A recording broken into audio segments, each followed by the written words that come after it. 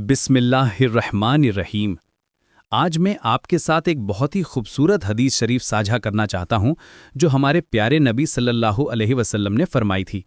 ये हदीस हमें सिखाती है कि कुरान पढ़ना कितना बड़ा नेक काम है, चाहे हम इसे ऊंची आवाज़ में पढ़ें या धीमी आवाज़ में।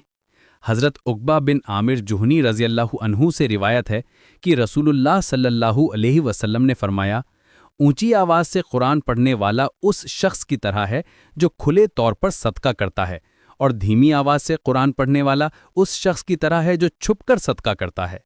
ये हदीस सुनन अबू दाऊद में दर्ज है। इस हदीस में कितनी गहरी बात है। जब हम कुरान को ऊंची आवाज़ में पढ़ते हैं तो ये उस सदक़े की तरह है जो लोगों के सामने किया जाता है। इसका फ़ायदा ये होता है कि दूसरे लोग भी सुनकर फ़ायदा उठाते हैं, उन्हें भी अज्र मिलता है। जैसे जब कोई इंसान खुले तौर पर दान करता है तो दूसरे लोग भी प्रेरणा लेते हैं।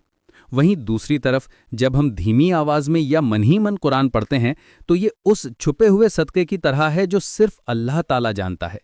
इसमें रिया यानी दिखावे का कोई शक नहीं होता। ये बिल्कुल खालिस अल्लाह के लिए होता है। बिलाल अहमद इस हदीस से हमें ये समझ आता है कि कुरान पढ़ने का हर तरीका अपनी जगह पर बेहतरीन है। कभी कभी हमें ऊंची आवाज़ में पढ़ना चाहिए ताकि घर के दूसरे लोग भी सुन सकें, बच्चे भी सीख सकें, और कभी कभी हमें चुपचाप अपने दिल में पढ़ना चाहिए ताकि हमारा रिश्ता अल्लाह के साथ और भी गहरा हो जाए। ये हदीस हमें ये भी सिखाती है कि नेकी करने के अलग अलग तरीक़े हैं। जैसे सदका करने के 2 तरीक़े हैं, खुला और छुपा, वैसे ही कुरान पढ़ने के भी 2 तरीक़े हैं। दोनों ही अल्लाह को पसंद है, दोनों में ही बरकत है। आज के ज़माने में जब हम इतनी व्यस्तता में रहते हैं तो ये हदीस हमें याद दिलाती है कि कुरान पढ़ना कितना अहम है। चाहे हम सुबह की नमाज के बाद ऊंची आवाज़ में पढ़ें या रात को सोने से पहले धीमी आवाज़ में, हर तरीक़ा अल्लाह के नज़दीक कीमती है। इस खूबसूरत हदीस को अपनी ज़िंदगी में उतारते हुए आइए हम सब मिलकर कुरान से अपना रिश्ता और भी मजबूत बनाएं। अल्लाह हम सब को इस पर अमल करने की तौफीक दे।